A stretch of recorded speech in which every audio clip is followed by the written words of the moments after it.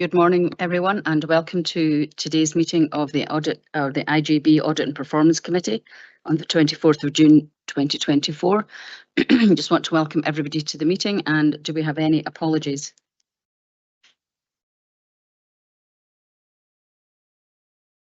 Thanks, Chair. We have an apology this morning from Beth Hamilton. Thank you very much. Before we move on to the detail of the agenda, I'd like to take this opportunity to pay tribute to Sandy Watt, who has sadly passed away since we last met. I just want to record the thanks of this particular committee to the efforts and contributions they've made to this Audit and Performance Committee. So thank you, and commiserations to Sandy and his family. Thank you. Now, is there any declarations of interest this morning? I don't see any declarations of interest. We'll move on to the minutes of the meeting of the Integrated Joint Board Audit and Performance Committee of 11th of March 2024. Are there any corrections or amendments or comments on the minutes?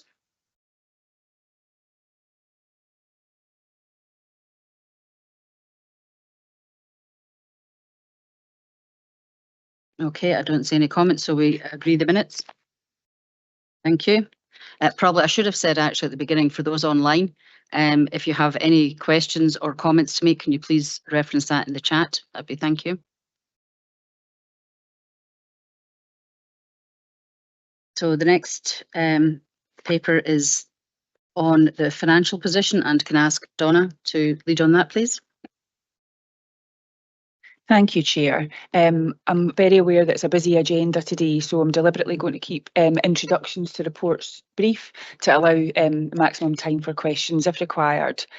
So this financial report provides the committee with the final outturn position for 2023-24.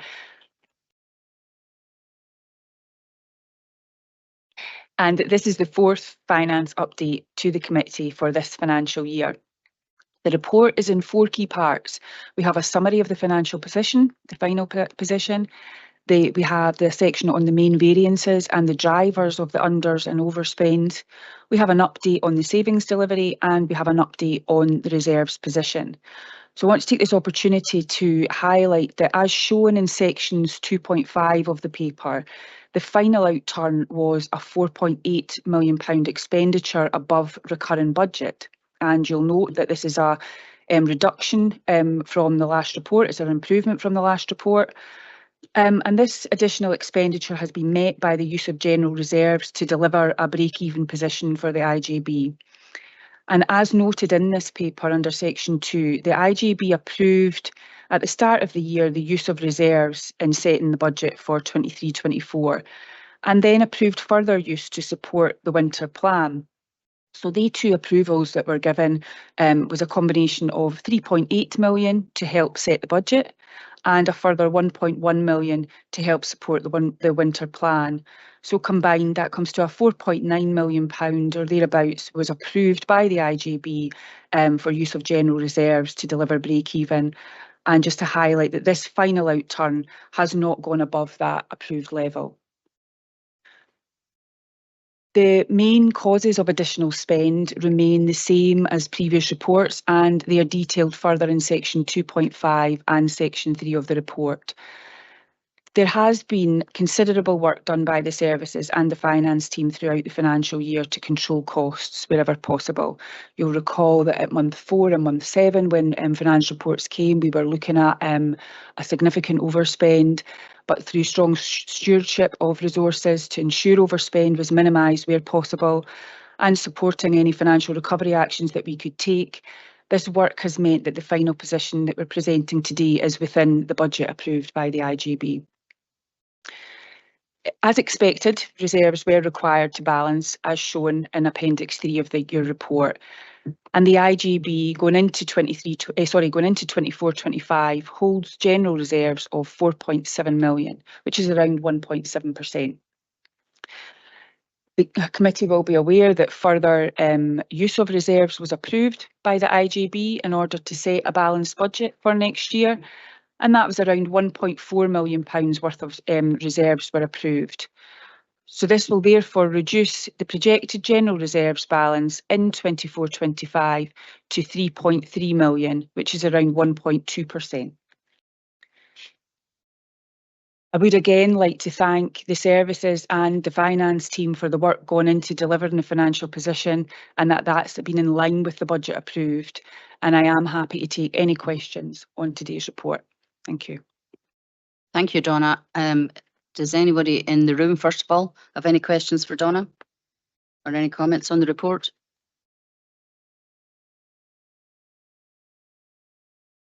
Okay, I don't see any questions being raised in the room. I'll give Martin a few minutes to settle in there. Maybe he has a question or two. Can I ask those online now, please, if they have any questions, to put either raise a hand on the hand bar or put comment or question in the chat box. Thank you.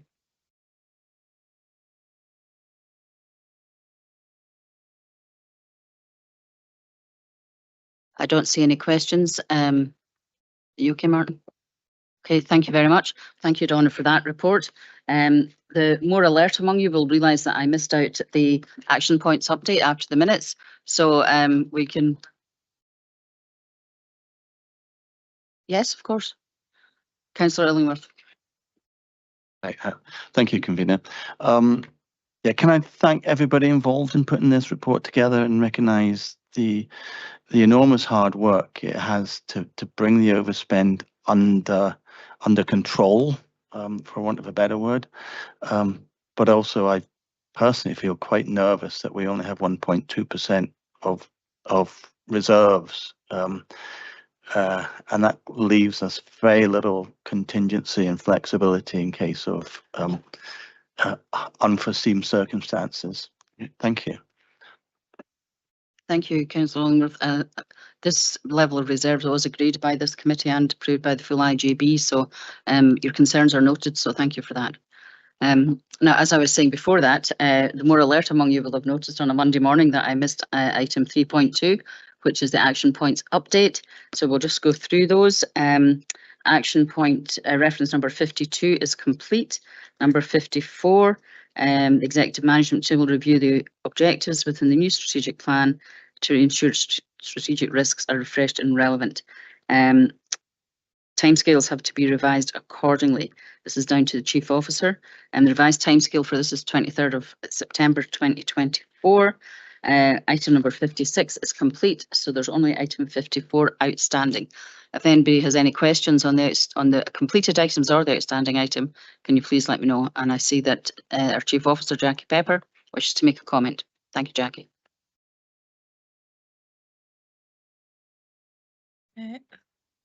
Thank you very much, Chair. It was actually a comment in relation to the previous item and a comment from Councillor Illingworth. So if you want to wait and I can come back to that, it's up to you. Okay, I'll bring you in just when we finish this particular item. Thanks, Jackie. Now, does anyone have any questions on the action points update or any comments they wish to make in the room first? No? Okay, and online? Can we all note the action points update then? Thank you. Jackie, if you want to come back in now. Yes, yeah, thanks. It was really just to respond to Councillor Illingworth's expression of nervousness around the level of reserves currently and how we will have to have a very close approach to the management of our budget in year, and really just to acknowledge that we have agreed as an IJB to continue our budget review group sessions throughout the year, ensuring that IJB members have an opportunity to understand and contribute within those sessions to the financial situation as that unfolds over the year. So it's really just to ensure that members are aware of that. Thank you, Jackie. Just for a point of clarity, the budget review group is for the voting members of the IJB and not for the wider IJB body, just in case somebody felt that they weren't being invited to that. And we have indeed had our first meeting, and there's other meetings scheduled throughout the year. So thank you for that. So we move on now to item 5.1, which is strategic risk management update. And Chris, I think you're leading on that one. Thank you, Chris. Thank you, Chair. Good morning, committee. This paper presents an update to the IJB Strategic Risk Register, which is contained in full at Appendix 1 and is presented along with the improvement actions which we have in place to reduce the risk environment, which is presented at Appendix 2. The Executive Management Team recently reviewed the current Strategic Risk Register and have made 2 changes. SR01 in respect to financial resources. The probability of that risk occurring has been reduced to 4 from 5, and consequently the risk exposure has been rescored to 20 out of 25. It does remain a priority 1 red risk, however. Strategic risk 06, viability of commission providers. The probability of that risk occurring and the impact, if it was to occur, have both been reduced to 3, giving a new risk exposure score of 9. This places the risk within our current appetite at priority 3. It's important to note that although these risks have been adjusted downwards, work continues either within our existing controls or via our improvement action plan to mitigate these risks, and it's that work which is reducing the risk score. Operational risks are managed within our partner bodies, and these are managed within established governance arrangements. There are currently no risks which need further escalated to the Integration Joint Board and noted within the Strategic Risk Register. This remains under review throughout the year and is reported to this committee at each sitting. As mentioned, we continue to work through a series of improvement actions to improve our risk exposure. This is set out in Appendix 2. 7 of those risks are of those that are marked in blue, which are complete, and they will be removed from an archive following this meeting, but they're noted for today as complete. 15 others are green, and 4 are either red or amber, which are still in progress, but have slipped past the initial target date for completion. With the passage of time and the approval of the new strategic plan, the Strategic Risk Register needs to be reviewed in full. That's acknowledged by the Executive Management Team and has been previously discussed. It's important to ensure that the risks that are noted within the Strategic Risk Register are contemporary with the current environment, and with the approval of the strategic plan, that becomes even more important. This review will include an evaluation of the whole system change risk for mental health and learning disabilities, and the whole risk register will be presented to the IJB at its next meeting. Sorry, not its next meeting, in August, I believe it is. Members will be aware that we have been considering risk appetite recently. The results of this review of risk appetite are currently being collated and will be presented at the IJB's August meeting. Happy to pause there and take any questions on the report.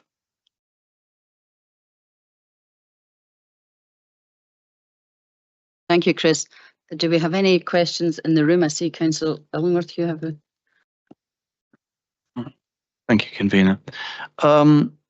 Can you talk us through the reasoning behind lowering the risk for financial resources?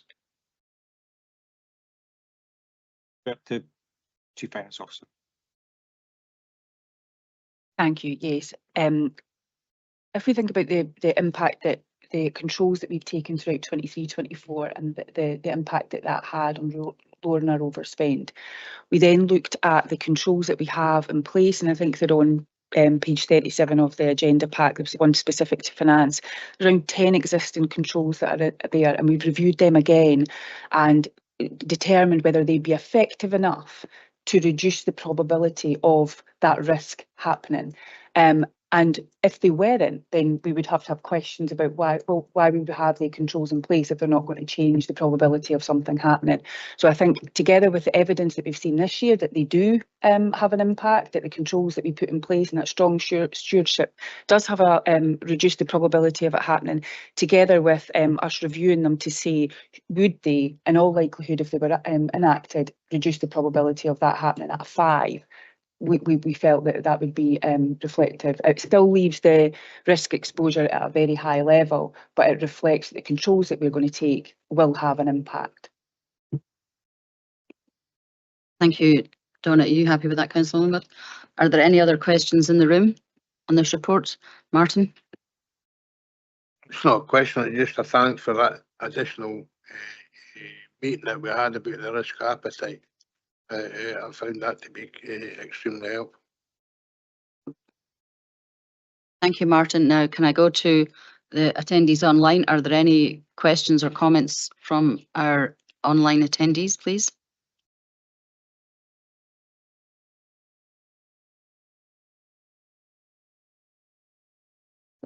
I don't see anything in the chat box.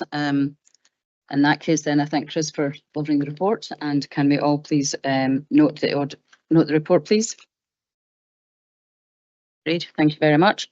Now we move on to the best value outcome of self-assessment, and I will hand over to Donna for that. Thank you. Members will be aware that our last external audit resulted in a recommendation by Audit Scotland for us to undertake a self-assessment against the best value characteristics. So I'm pleased to say that that self-assessment has now taken place and that this report provides the committee with the findings of that exercise. The best value themes are listed in section 2.3 of the report, and it includes a link to the best value guidance which is set by the Scottish Government. There are 87 criteria set out in the guidance that the IJB can assess against, and we've been through all of these, and the detail of the 87 criteria are linked at the bottom of the page under section 3, so that is an active link that members can go in and look at. The self-assessment found that we could evidence that 76 of that 87 criteria were being met, so that was 87%. And the remaining actions, there was 11 remaining actions that we identified we could improve upon, but I would like to note that many of these were already underway. The full self-assessment will be made available to Audit Scotland as part of the coming audit, and the actions and improvements identified through the self-assessment, they're provided in Appendix 1 of the report, and these will be included within our Partnership Improvement Plan for 24-25. And I'm happy to take any questions. Thank you, Donna. I'll start off with those online first, if there are any questions from online colleagues.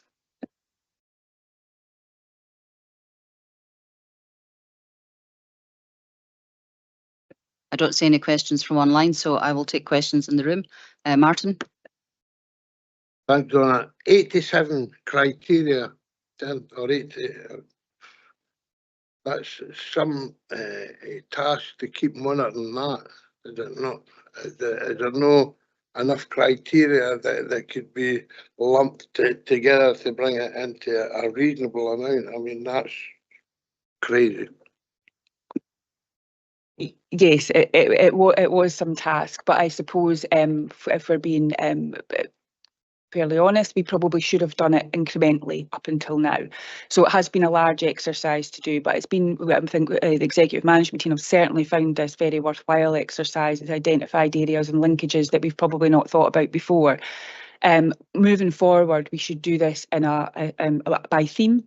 So perhaps this year we'll look at the most relevant theme and discuss that with Audit Scotland throughout the audit of what theme we can review again. So together with looking at our 11 actions that we're going to improve upon, is take a theme and look at it more thoroughly and work it that way, so it doesn't feel quite a big task all at one time. Thank you. Thank you, Donna, and thank you, Martin. Any other questions in the room for Donna on this one? Okay, well, can we note the report and note the recent self-assessment exercise and the actions and improvements identified? Noted. Thank you very much. Okay, so now we'll move on to the Partnership Improvement Plan. And again, I'll hand over to Donna for that. Just firstly, before we start, give many thanks to Phil Gerard, who's on leave today, but he's been crucial in the support on the Partnership Improvement Plan. The report today, the report presented today sets out the progress of the actions that are contained in the Partnership Improvement Plan, and it also provides the committee with an update on the combined primary care internal audit assignment. Since the last report to committee, there haven't been any new audits completed, so there's no new actions added to the plan. However, the annual governance statement that we'll come on to and the best value report that we've just looked at, they include some further actions to improve on our governance, and these, if we approve them all, will be incorporated as new actions into the plan. We are also anticipating completion of some audit assignments that the Chief Internal Auditor will come on to in the next few committee meetings, so there is potential for these to have further actions as well. As noted in the report, there are 10 actions have been marked as complete since the last time this was presented to the committee, so there are now 30 actions on the plan. Section 3.2 shows the overall status of the actions in the plan, and we can see good progress in implementing them with only 2 at red status. And please note that both the red actions are ongoing, and we are anticipating that these will be completed during 24-25. 16 have been marked as complete, and they are noted in blue on the report, and these will be removed from the plan and archived following today's meeting. And the full Partnership Improvement Plan is presented at Appendix 1. Appendix 2 provides an update on the 7 recommendations which were identified from the combined sustainability of primary care internal audit. And these updates at Appendix 2 were taken from NHS Tayside's Audit and Risk Committees from September 23 and March 24. And we can see that all 7 actions have now been marked as complete. These actions did not feature in our Partnership Improvement Plan, as the responsible officer for all of these was the Chief Officer of Angus IJB as the lead partner for strategic coordination in relation to primary care. More than happy to take any questions. Thank you. Thank you, Donna. Jackie Pepper, I noticed you had a comment in the chat box. I'm not sure if it was to the previous item or to this paper. Thank you very much, Chair. It was really just to say, in terms of the comments around the best value self-assessment, in terms of the 87 criteria for that, I don't think that's something that, as Donna was saying, that we would keep under review all of the time. But what it does do is give us a really good position now in terms of those areas for improvement from the best value assessment.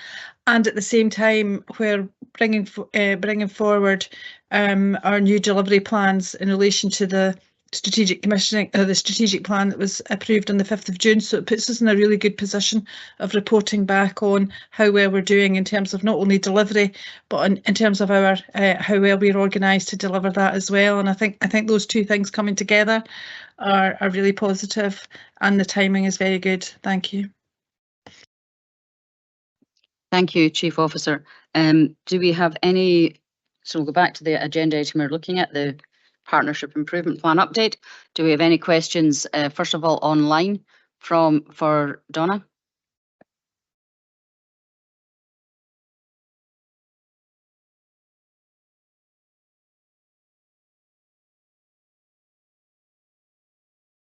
I don't see anything in the chat box. In that case, do we have any questions or comments in the room?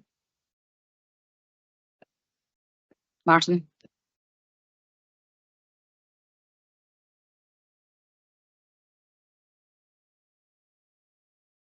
Angus has strategic overview.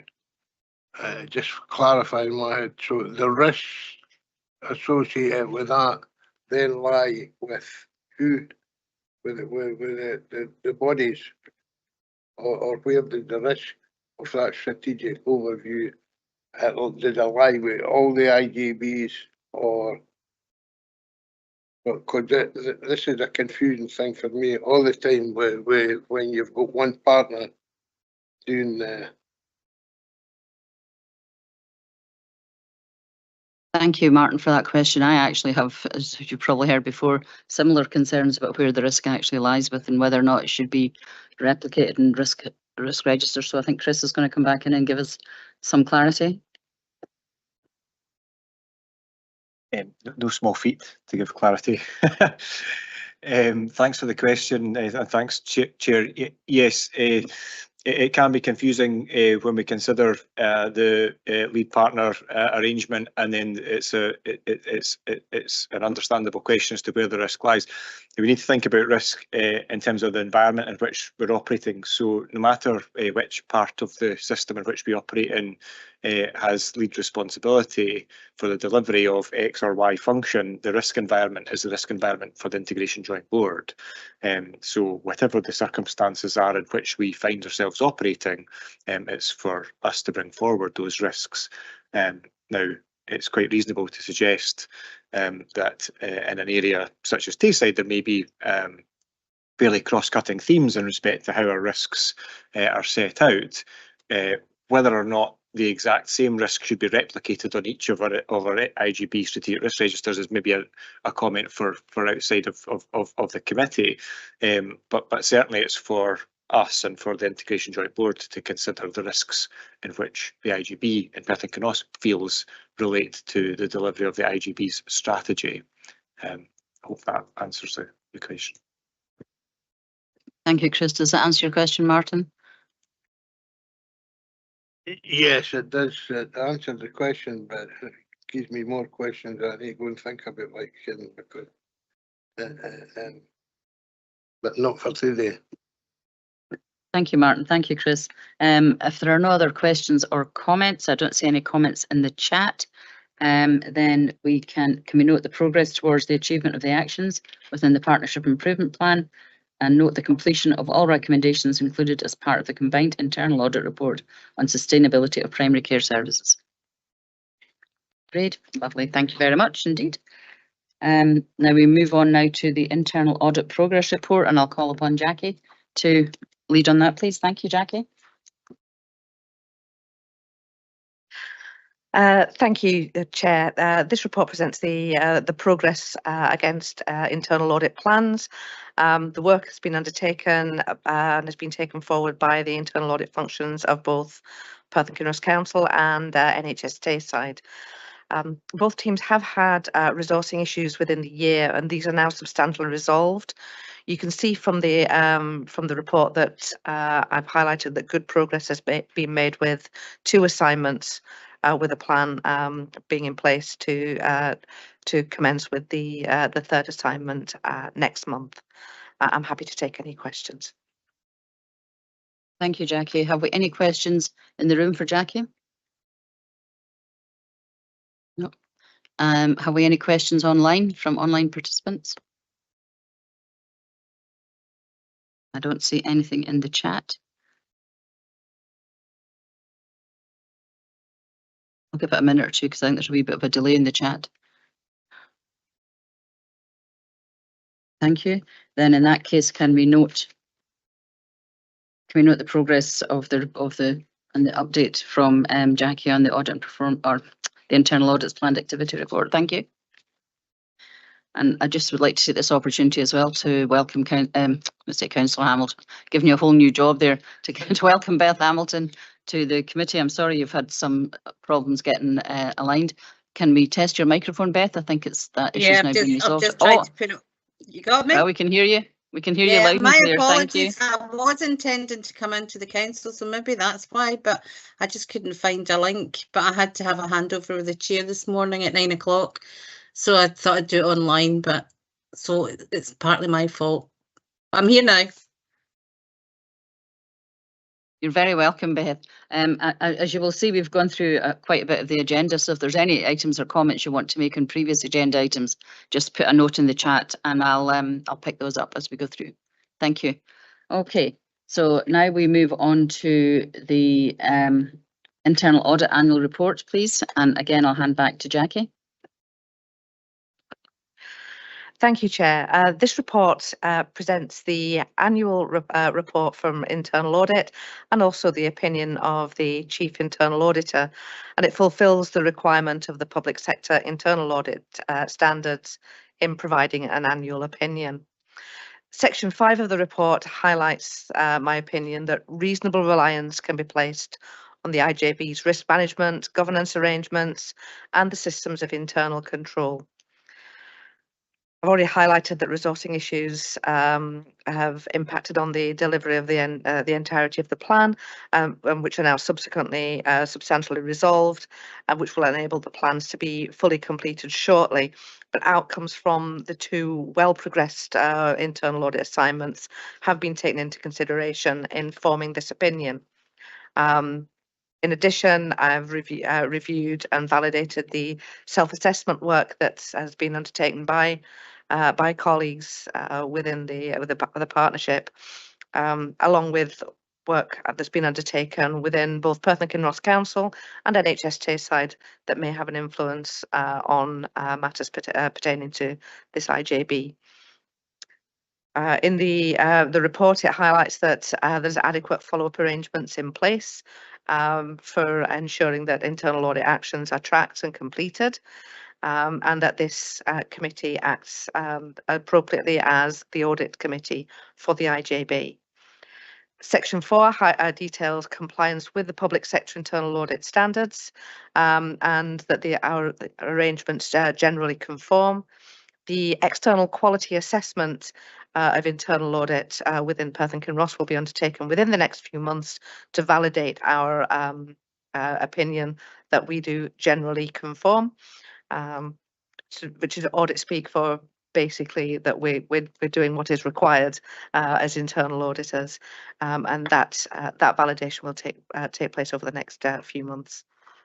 To summarise, reasonable reliance can be placed on the IJB's arrangements for risk management, governance, and for internal control.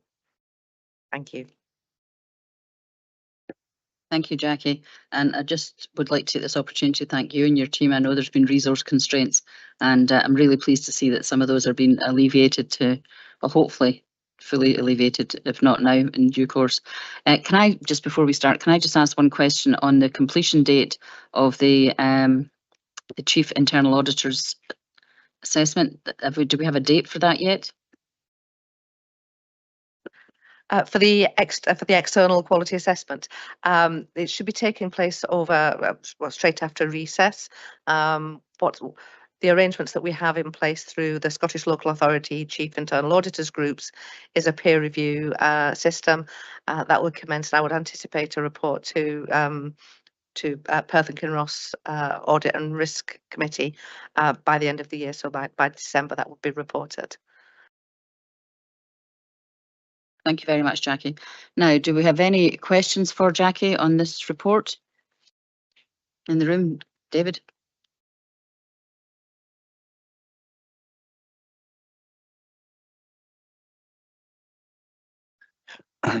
Thank you, Convener. Can I ask what the biggest challenges have been for internal audit of IJB this last year? Thank you for the question. The resourcing issues have been, they have been an issue for us. But obviously, working together more closely with colleagues in NHS Tayside internal audit is something that I will be actively taking forward now that the issues have been resolved there.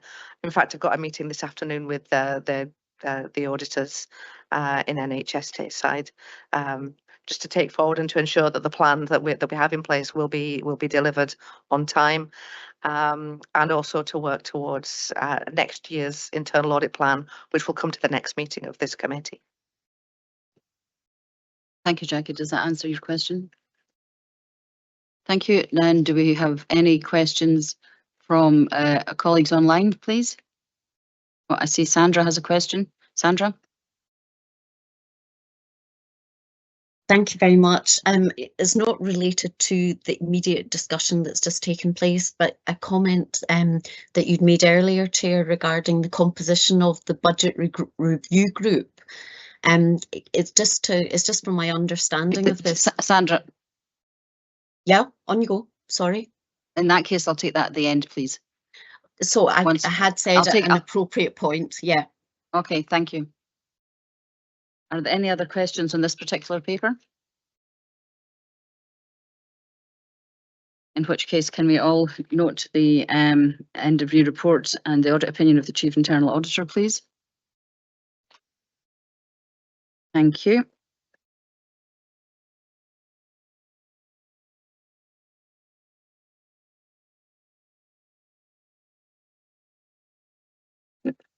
Sorry, I didn't have my microphone. Sorry, we're going to item 6.1, the annual governance statement, and I'll hand over to Donna for that. Thank you, Chair. I would once again like to thank Phil Gerard, who unfortunately isn't here, but I'll need to pass on my thanks to him for all his advice and professional support throughout the year. This report is seeking approval of the annual governance statement for 23-24. This provides assurance as to the effectiveness of the IJB's governance framework and its system of internal control. Following on from our earlier item on the Partnership Improvement Plan, if approved, the areas of further improvement in the annual governance statement will also be added to the improvement plan. The assurance process has demonstrated the IJB has adequate and effective internal controls, and this process has been successful in identifying areas for improvement, and these will be actioned as we roll forward into 24-25. So throughout the annual governance statement, you will see sections on work that's been taken forward throughout 23-24, and then a section highlighting the improvements we look to take forward into 24-25. So happy to take any questions. Thank you, Donna. I think this is a very welcome paper, and I appreciate the work that everybody's put into that. Do we have any questions in the room on this report, please? David? Thank you, Convener. What are the major changes from last year's annual governance statement?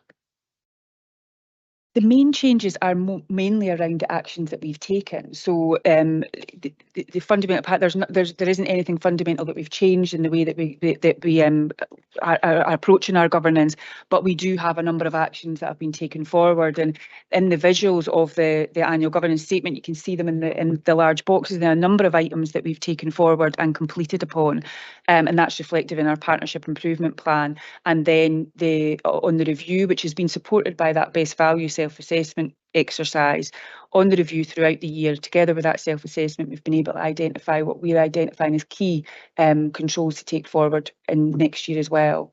So the changes are more around what we've achieved to improve and what we think we can do further. Thank you. Does that answer your question? Thank you very much. Martin? Thanks, Donna, for that, and I find that very helpful, by the way. Who signs this off? So the approval is for the committee to agree. So we're asking you, this is a separate agenda item for us to seek your approval for this to be contained within the annual accounts. So if you approve this today, we will then include that within our annual accounts and pass to the auditors for their external audit. Thank you. Don, does that answer your question, Martin? Yeah. Are there any questions or comments from our colleagues online?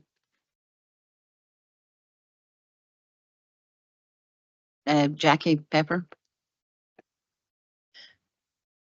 Thank you. It was really just to say two things. First of all, a great deal of thanks for everyone who's contributed to this, and it's not just the contribution of the document, but also taking forward the improvements over the whole of the last year. So really just to recognise that, I think this document, although it's an annual statement, I think it really gives a very good reflection of our approach as an IJB and as a management team to continuous improvement. And I think the series of changes that have taken place and improvements that have taken place over the year really reflect that. So thanks to everyone who's had a part in this, not just in the production of the report, but all of the work that lies behind it. Thank you. Thank you, Jackie. I don't see any other comments or questions in the chat box. So in that case, can we approve the 2023-24 annual governance statement for inclusion in the unaudited annual accounts? Okay, that's agreed. Thank you very much. Thank you, Donna. And I think we come to you next to the unaudited annual accounts. Donna? Thank you, Chair.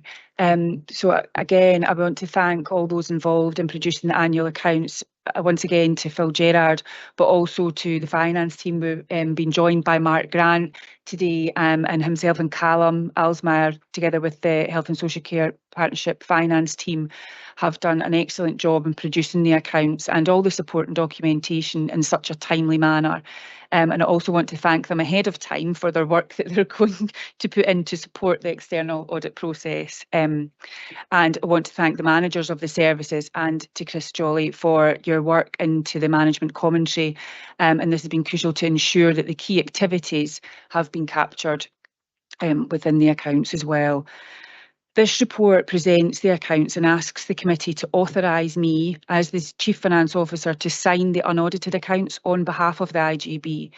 The accounts will be made available to Audit Scotland to allow the external audit process, and they will be made available for public inspection as noted in the cover report. So once again, I want to thank all of the Health and Social Care Partnership team for achieving this, and I would like to take any questions. Thank you, Donna, for that. And I would like to endorse your thanks to everybody involved in producing this. I know how much work goes into this myself from previous lives, so it's a sterling effort always. Anybody in the room with any questions or comments that they wish to raise? Councillor Illingworth, David. Do we have any indication of the timescale for the external audit? Thank you. Yes, Audit Scotland have advised, and I think it was at the last committee they confirmed then that we will be able to bring the final accounts to the 28th of October meeting, and the external audit is taking place over the next couple of months. And Mark and myself and the team have been working with the external auditors to confirm the dates so that we've got people available to support that audit. But we are certainly aiming for the 28th of October, and Audit Scotland have confirmed that's a date they're looking to make. To answer your question? Thank you, yes. I myself am keeping quite a close eye on the external auditors and their capacity and their timelines. So I think hopefully that will all work to plan. Thank you, Mark. Did you say October there, Donna? It's my usual one every year. Can the NHS Tayside finish their accounts in June? IJBs are different. I just didn't understand how the excess work that must entail continues, but then again, just accept it. I think the NHS and the IJBs and local authorities all work to different annual timelines, so that's pretty much how that seems to work out, Martin. But yes, absolutely, it's called flexible and dynamic, Martin. So I don't see any other questions in the room. Can I bring in Beth Hamilton, please? You have a comment you wish to make? Yeah, I just want to do the same and thank everybody for all the work. There's so much work going on behind the scene. Do we all get to go to Iceland, Donna? Those that have been working, because I noticed Phil's in Iceland as I interrupted him in his holiday this morning. I don't know whether that was his reward, but if so, I'm happy to take a reward by a trip to Iceland. But no, seriously, all jokes aside, and I like, again, the way it's written. I like the style and the infograph within the commentary, etc. So thanks, and well done. Thank you, Beth, for those comments. I too like the style and the easy to follow language. I think it's very helpful, and I do like pictures. So whoever does all those, thank you very much indeed. I don't see any other comments or questions from our online colleagues. So in that case, can I ask the committee to authorise the Chief Finance Officer to sign the unaudited annual accounts on behalf of the IJB? Great, thank you very much. In that case, now we move on to the clinical and care governance assurance, and I'll call upon Kenny. Donna can take a rest. Thank you, Chair.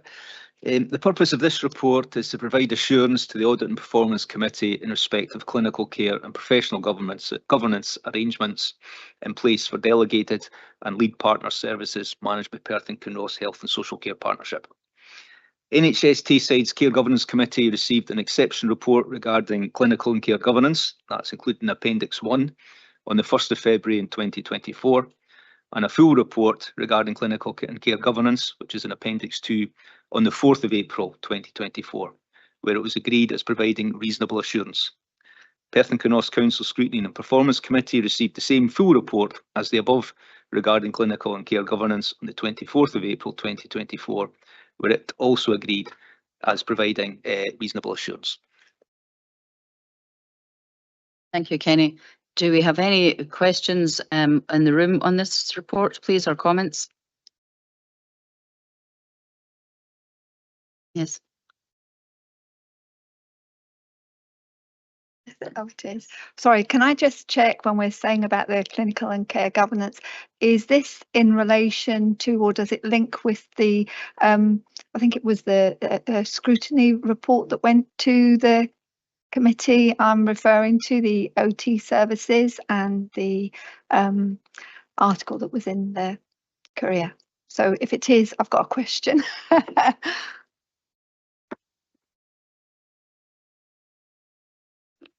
Yes, it is. It is. However, there is a time delay. Like I say, these reports are historical and they go to the two committees first, the Care Governance Committee and the Scrutiny Performance Committee, and then it comes to this report. It is the other two committees' job to scrutinise in terms of operational questions, and it's this committee's responsibility to be assured that the appropriate governance arrangements are in place. So yes, it is the same report, but the report you're referring to will be discussed or will be included in the report to the next Audit and Performance Committee, if that makes sense. Does that answer your question?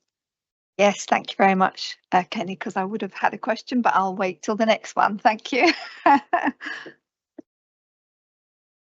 It can be a little bit confusing, I think, going around the various different committees and purposes for each of them. It's maybe something we can pick up on and make it a bit clearer what the purpose of each of the presentations to the different committees are. Okay, thank you. That'd be helpful, I think.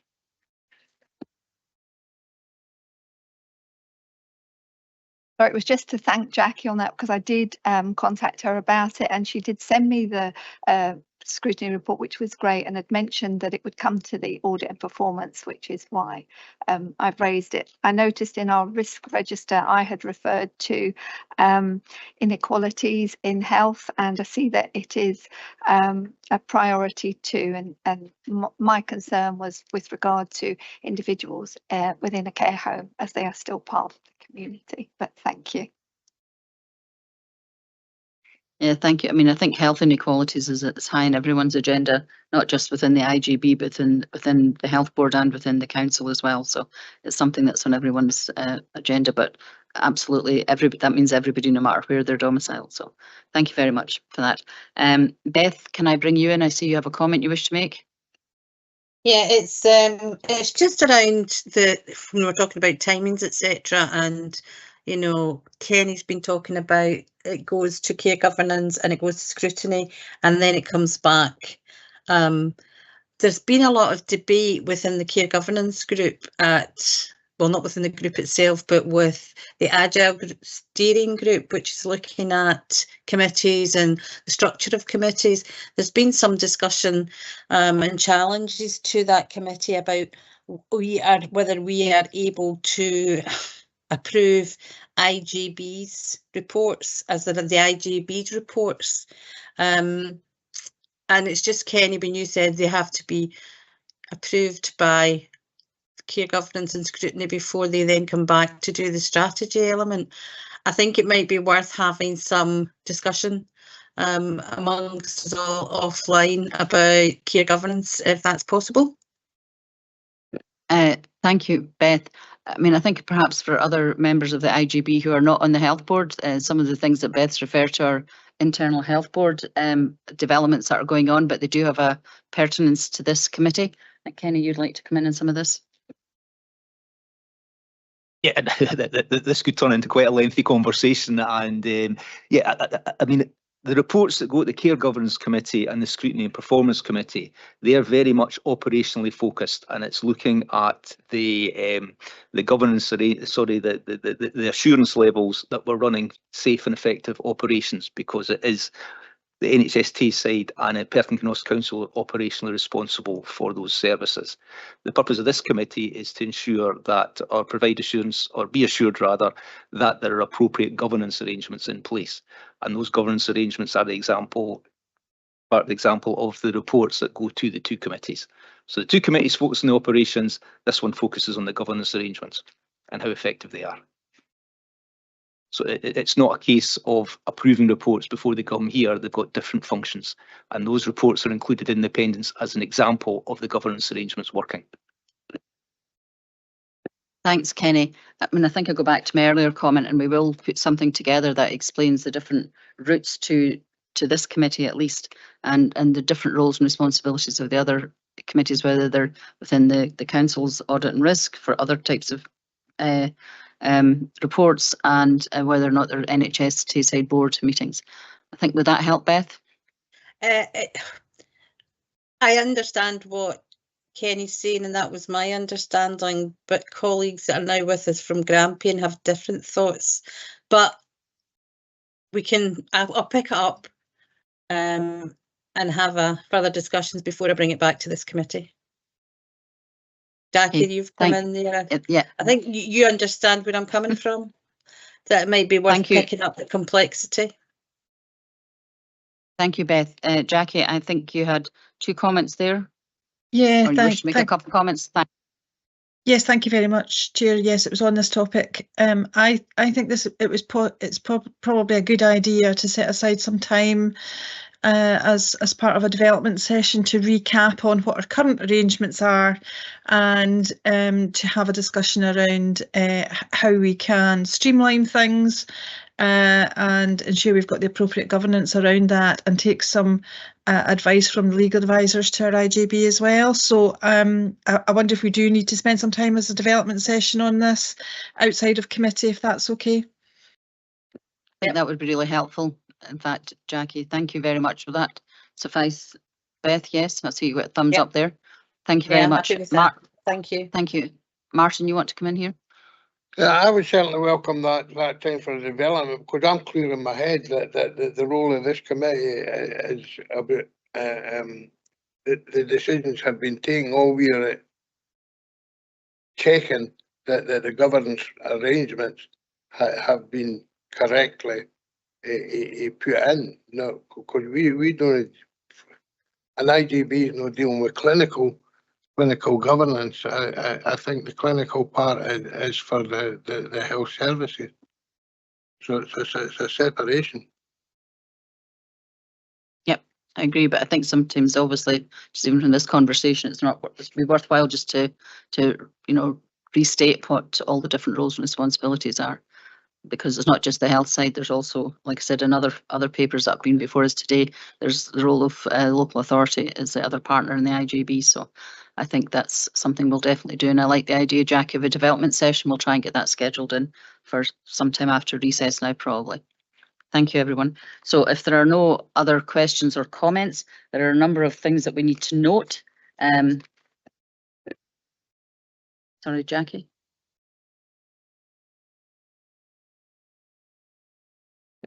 She's just retracted the request. Yeah, sorry. There's a wee bit of a delay, Jackie. So Donna's seen it before I did, so that's why I was looking a bit confused. Okay, we can move on now. There are a number of 1, 2, 3, 4, 5, 6 different recommendations. Rather than me read them all out, I'm going to go through them one by one. Can we note recommendation 1, please? And number 2. Number 3, number 4, number 5, and number 6. So all the recommendations are noted. And again, I want to thank everyone for their contributions to this particular paper, and to Kenny for leading on it. Thank you. So now we move on to the Audit and Performance Committee work plan for the next committee meetings. Are there any questions or comments to make on the work plan? Anybody online with any questions or comments? Can we agree the work plan then, please? Thank you very much. And the last item on the agenda is the record of attendance. Are there any corrections or amendments to be made to the record of attendance, please? Colleagues online?